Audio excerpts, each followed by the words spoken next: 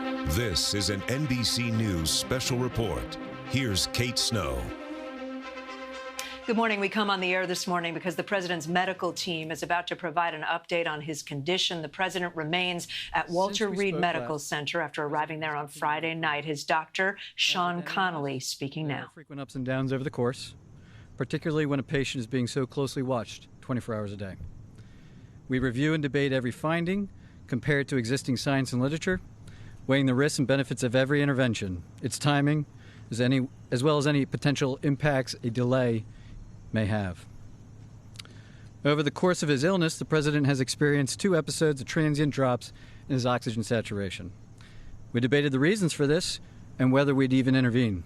It was a determination of the team, based predominantly on the timeline from the initial diagnosis, that we initiate dexamethasone. I'd like to take this opportunity now, given some speculation over the course of the illness the last couple of days, update you on the course of his own illness. Thursday night into Friday morning when I left the bedside, the president was doing well, with only mild symptoms, and his oxygen was in the high 90s. Late Friday morning when I returned to the bedside, the president had a high fever, and his oxygen saturation was transiently dipping below 94%. Given these 2 developments, I was concerned for possible rapid progression of the illness. I recommended the president we try some supplemental oxygen, see how he'd respond. He was fairly adamant that he didn't need it. He was not short of breath. He was tired, had the fever, and that was about it. And after about a minute, on only 2 liters, his saturation levels were back over 95%. Stayed on that for about an hour, maybe, and it was off and gone. Later that day, by the time the team here was at the bedside, the president had been up out of bed, moving about the residence with only mild symptoms. Despite this, everyone agreed the best course of action was to move to Walter Reed for a more thorough evaluation and monitoring. Now I'd like to invite up Dr. DOOLEY to discuss the current plan. Thank you, Dr. Conley. Before I begin a brief clinical update on the president's condition, I do want to reiterate my comments from yesterday regarding how proud I am to be a part of this multidisciplinary, multi-institutional team of clinical professionals behind me, and what an honor it is to care for the president here at Walter Reed National Military Medical Center. Regarding his clinical status, the patient continues to improve. He has remained without fever since Friday morning. His vital signs are stable. From a pulmonary standpoint, he remains on room air this morning and is not complaining of shortness of breath or other significant respiratory symptoms. He's ambulating himself, walking around the White House Medical Unit without limitation or disability. Our continued monitoring of his cardiac, liver, and kidney function demonstrates continued normal findings or improving findings.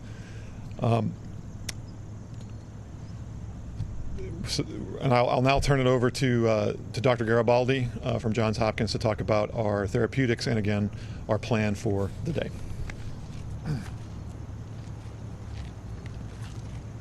Thank you, Dr. Dooley, and I just wanted to again reiterate what an honor and a privilege it is to take care of the president, but to be part of such a talented and multidisciplinary team here at Walter Reed.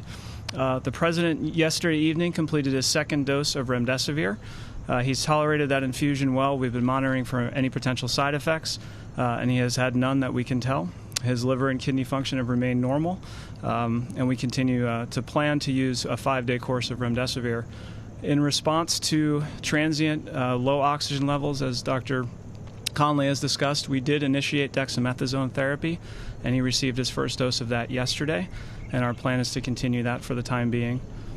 Today he feels well. He's been up and around. Our plan for today is to have him to eat and drink, be up out of bed as much as possible, to be mobile. And if he continues to look and feel as well as he does today, our hope is that we can plan for a discharge as early as tomorrow to the White House, where he can continue his treatment course. Thank you very much, and I'll turn it over to Dr. Conley for any questions. Just a moment, please. The president wanted me to share how proud he is of the group, what an honor it is for him to be receiving his care here at Walter Reed, surrounded by such incredible talent, academic leaders, department chairs, internationally renowned researchers and clinicians. including the support of Dr. Garibaldi from Johns Hopkins. I'd like to reiterate how pleased we all are with the President's recovery. And with that, I'll take your question. Thank you so much. Dr. Conley, you said that there were 2 instances where he had drops in oxygen. Can you walk us through the second one? And also, I've got a question for the lung specialist afterwards. Sure, yeah. Yesterday, there was another episode where he dropped down about 93%. He doesn't ever feel short of breath. We watched it, and it returned back up. As I said, we evaluate all of these, and given the timeline where he is in the course of illness, we're trying to maximize everything that we could do for him, and we debated whether we'd even start it, the dexamethasone, and we decided that in this case, the potential benefits early on the course probably outweighed any risks at this time. Did you give him a second round of supplemental oxygen yesterday? I'd have to check with the nursing staff. I don't think that if he did, it was very, very limited, but he's not on oxygen, and the only oxygen that I ordered or that we provided was that Friday morning initially. And about what time was that yesterday? Yesterday. What was yesterday? You said the second instance. Incidents? Oh, it was over the course of the day. Yeah, yesterday morning. Dr. Conley, what is the President's current blood oxygen level? That's my first question to you, Dr. Conley. 98%. And what do the X-rays and CT scans show? Are there signs of pneumonia? Are there signs of lung involvement or any damage to the lungs? Yeah, so we're tracking all of that. There's some expected findings, but nothing of any major clinical concern. And why start him, Dr. Conley, on the expected findings? Dr. Conley, why to ask if his oxygen level ever dipped below 90? We don't have any recordings here of that. That's right. On the dexamethasone, Dr. Yeah, what about here? At the White House or here, anything below 90, just to follow up on her question? No, it was below 94%. It wasn't down into the low 80s or anything. No. So, okay. So on the dexamethasone, the steroids, sir, on the lung function? Yesterday you told us that the President was in great shape, had been in good shape and fever-free for the previous 24 hours. Minutes after your press conference, White House Chief of Staff Mark Meadows told reporters that the President's vitals were very concerning over the past 24 hours. Simple question for the American people. Whose statements about the President's health should we believe? So the Chief and I work side by side, and I think his statement was misconstrued. What he meant was that 24 hours ago, when he and I were checking on the President, that there was that momentary episode of the high fever and that temporary drop in the saturation, which prompted us to act expediently to move him up here.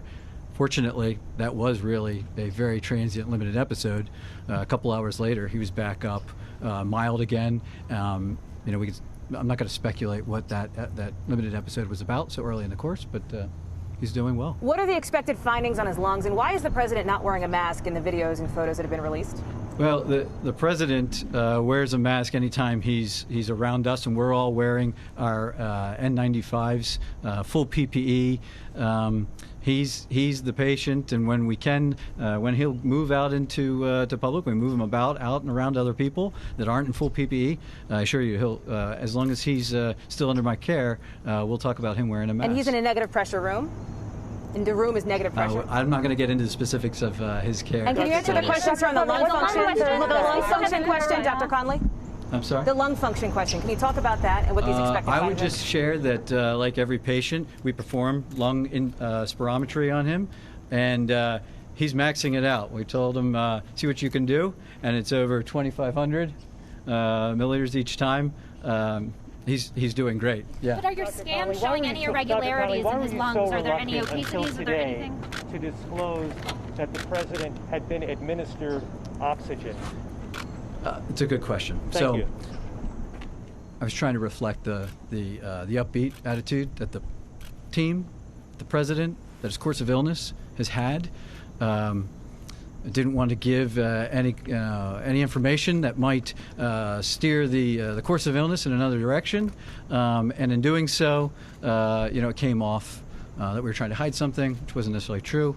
So here I have it. He is the fact of the matter is that he's doing really well.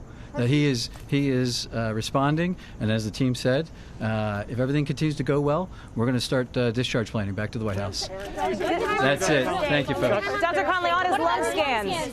This is again, you did this yesterday. Can you please explain what you found on his lung scan? All right, this is Kate Snow in New York. Let's go quickly to Dr. John Torres, our medical contributor. Dr. John, a lot to unpack right there. So let's start with what we just learned about what happened on Friday. His physician telling us that he had an incident where his blood oxygen level dropped on Friday morning to below 94%. Maybe you can explain to the audience what that means. I know because my husband was sick that that's a warning sign.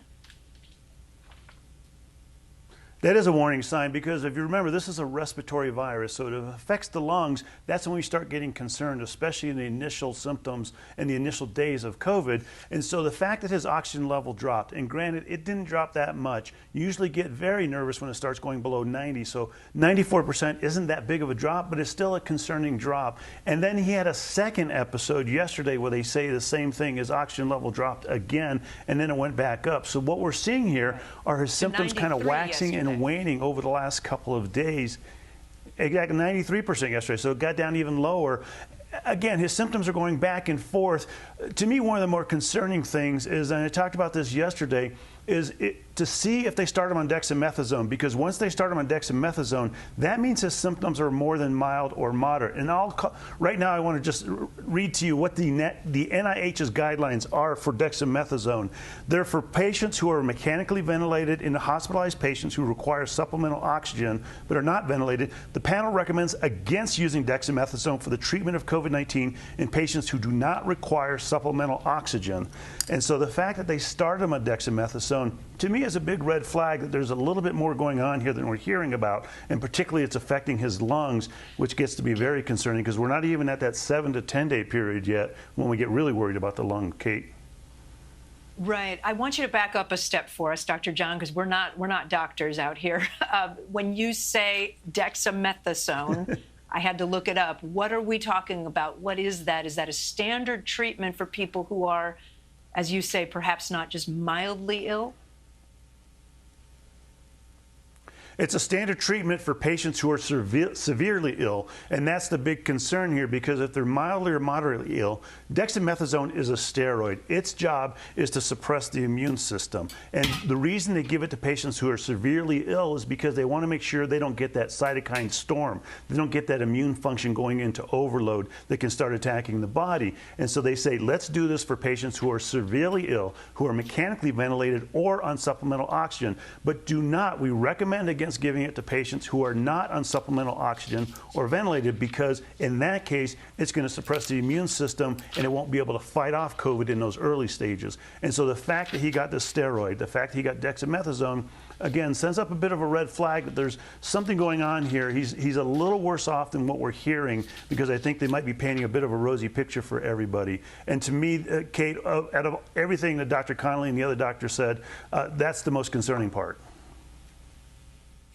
Dr. Natalie Azar, thank you, Dr. John Torres. Dr. Natalie Azar is with us as well, another medical contributor here at NBC News. Dr. Azar, when you hear them say that his lung function, I believe they used the word doing great. Yeah, doing great was the quote in terms of his lung function. But he is using a spirometer, which is a plastic device that people might be familiar with if they've been in the hospital or had surgery, where you sort of practice breathing, right, into a tube. So what does that tell us about his lung function?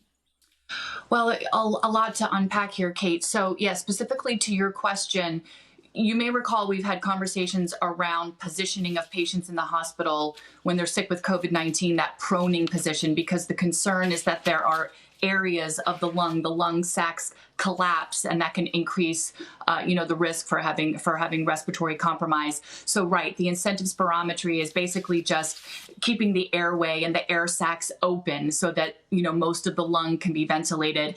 And to echo what Dr. Torres was saying, I do find it very curious that they gave him dexamethasone this early. To remind the viewers, we think there's 2 phases to this illness, where early on we're really trying to get rid of that viral burden partially using the monoclonal antibody to boost the patient's immune response sort of in a passive way. And then the remdesivir, which was also initiated a little bit on the earlier side, or now that we know that he was in fact receiving supplemental oxygen, that would be consistent with guidelines to inhibit viral replication. And again, as Dr. Torres said, the dexamethasone typically comes into play much later when we're trying to combat that hyperimmune response. Pardon? Okay, I have lost your audio. I'm not sure if the audience can hear, but let me go to NBC political director and moderator of Meet the Press, Chuck Todd, who's with us as well. Chuck, we did hear a bit of good news in the doctors saying that the president may be well enough to be discharged soon, potentially even tomorrow.